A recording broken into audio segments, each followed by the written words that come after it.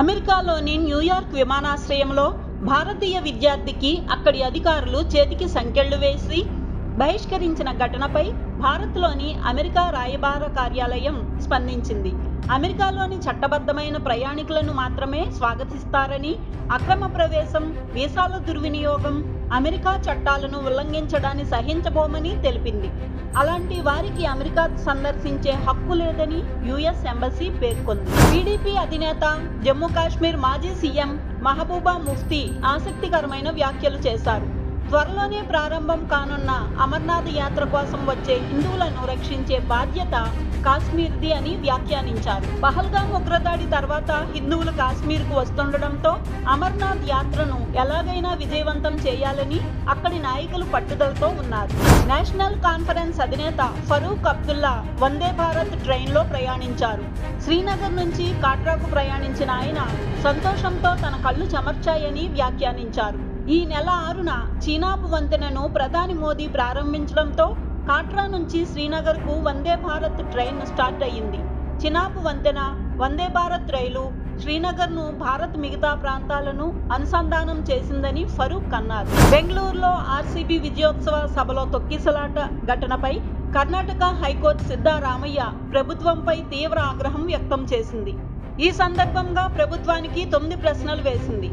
విజయోత్సవ వేడుకలు ఎప్పుడు, ఎవరు, ఏ విధంగా నిర్వహించాలని నిర్ణయం తీసుకున్నారని, ట్రాఫిక్ నియంత్రణపై ఎలాంటి చర్యలు తీసుకున్నారు వంటి క్వశ్చన్స్ ను అడిగింది. వీటికి సమాధానాలను సీల్డ్ కవర్లో సమర్పించేందుకు అనుమతించింది. అనంతపురం 1 టౌన్ సిఐ రాజేంద్రనాథ్ యాదవ్ ను సస్పెండ్ చేస్తూ ఎస్పీ జగదీష్ ఆదేశాలు జారీ చేశారు. తన్మయి హత్య కేసు విచారణలో నిర్లక్ష్యం వహించాడనే కారణంతో ఆయనపై చర్యలు తీసుకున్నారు. ఈ నెల 3వ తేదీన తన్మయి మిస్సింగ్ పై ఫిర్యాదు అందిన వెంటనే గాలింపు చర్యలు చేపట్టడంలో విఫలమవడంతో సిఐని సస్పెండ్ చేశామని తెలిపారు. ఇటు నిందితుడు నరేష్ ను కూడా పోలీసులు అదుపులోకి తీసుకున్నట్లు తెలుస్తోంది. అమరావతి మహిళల విషయంలో అసభ్యకర వ్యాఖ్యలపై జాతీయ మహిళా కమిషన్ తీవ్రంగా స్పందించింది. ఈ వ్యవహారాన్ని సుమోటోగా పరిగణలోకి తీసుకున్న కమిషన్ దీనిపై తక్షణమే చర్యలు తీసుకోవాలని ఆంధ్రప్రదేశ్ రాష్ట్ర డీజీపీని ఆదేశించింది. ఈ మేరకు ఎన్సీడబ్ల్యూ చైర్పర్సన్ విజయ రహత్కర్ రాష్ట్ర డీజీపీ హరీష్ కుమార్ గుప్తాకు ఒక లేఖ రాశారు. జర్నలిస్ట్ కృష్ణంరాజు చేసిన వ్యాఖ్యల విషయంలో ఇప్పటి వరకు ఎలాంటి చర్యలు తీసుకున్నారో తెలియజేస్తూ 3 రోజుల్లోగా సమగ్ర నివేదిక సమర్పించాలని లేఖలో ఆదేశించారు. మహిళలకు క్షమాపణ చెప్పాల్సి వస్తే ముందు చంద్రబాబు, లోకేష్, బాలకృష్ణ చెప్పాలని మాజీ మంత్రి రోజా డిమాండ్ చేశారు. ఈ సందర్భంగా గతంలో ఆయా నాయకులు ఆడవాళ్లపై ఎలాంటి వ్యాఖ్యలు చేశారో రోజా చెప్పుకొచ్చారు. ఆడవారి విషయంలో జాగ్రత్తలు తీసుకుంటామన్న పవన్ కళ్యాణ్ జాడేదని రోజా ప్రశ్నించారు. గూగుల్ మ్యాప్ ను గుడ్డిగా ఫాలో అయినందుకు ఉత్తరప్రదేశ్లోని మహారాజ్ గుంజ్లో ప్రమాదం జరిగింది. లొకేషన్ డైరెక్షన్స్ చూస్తూ నిర్మాణంలో ఉన్న ఫ్లైఓవర్ పైకి వెళ్లడంతో కారు ఒక్కసారిగా కిందకు జారిపడింది. అయితే ఈ ప్రమాదంలో ఎవరికీ ఎలాంటి గాయాలు కాలేదు. తిరుమల శేషాచలం అడవులలో అగ్ని ప్రమాదం చోటు చేసుకుంది. శ్రీవారి పాదాలున్న ప్రాంతంలో ఒక్కసారిగా మంటలు చెలరేగాయి. అయితే మంటలు వ్యాపిస్తుండటంతో సమాచారం అందుకున్న ఫైర్ సిబ్బంది మంటలను ఆర్పే ప్రయత్నం చేశారు. మాజీ సీఎం కేసీఆర్ ఇవాళ కాళేశ్వరం కమిషన్ ఎదుట హాజరు కానున్నారు. ఇప్పటికే బీజేపీ ఎంపీ ఈటెల రాజేంద్ర, మాజీ మంత్రి హరీష్ రావు హాజరు కాగా ఇవాళ కేసీఆర్ కమిషన్ ముందుకు వెళ్లనున్నారు. మరోవైపు కేసీఆర్ ఇచ్చే సమాధానంపై సర్వత్రా ఉత్కంఠ నెలకొంది. ఇటు కేసీఆర్ తో హరీష్ రావు భేటీ అయ్యారు. కమిషన్ ఎదుట తాను ఇచ్చిన సమాధానాలపై కేసీఆర్ కు వివరించారు. అమరావతి మహిళల పట్ల అనుచిత వ్యాఖ్యలకు సంబంధించిన కేసులో అరెస్ట్ అయిన సీనియర్ జర్నలిస్ట్ కొమ్మినేని శ్రీనివాసరావుకు 14 రోజుల పాటు జ్యుడిషియల్ రిమాండ్ విధిస్తూ మంగళగిరి కోర్టు ఆదేశాలు జారీ చేసింది. దీంతో ఆయన్ని గుంటూరు జైలుకు తరలించారు. అంతకుముందు గుంటూరు జీజీహెచ్లో కొమ్మినేని ఆరోగ్య పరీక్షలు నిర్వహించారు. ఆర్సీబీ విజయ సంబరాల్లో జరిగిన తొక్కిసలాటపై కర్ణాటక రాజ్ భవన్ సంచలన ప్రకటన చేసింది.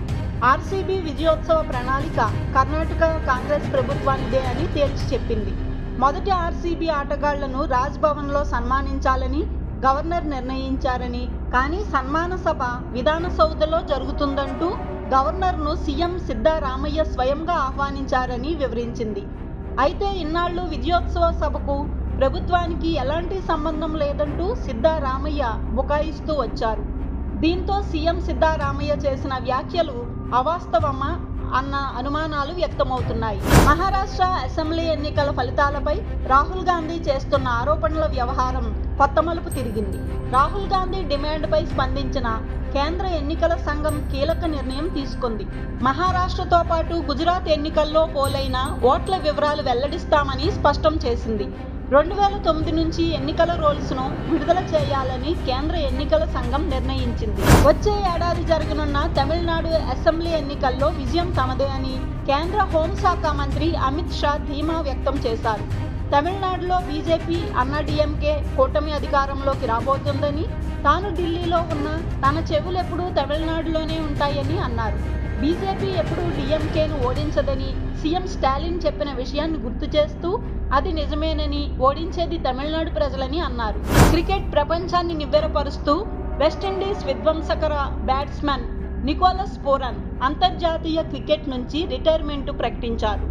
కేవలం 29 ఏళ్ల వయసులోనే ఆయన తీసుకున్న ఈ నిర్ణయం అభిమానులను, క్రీడా విశ్లేషకులను ఆశ్చర్యానికి గురి చేసింది. కేవలం 167 మ్యాచ్లు ఆడిన నికోలస్ తన కెరీర్ను ముగించాడు.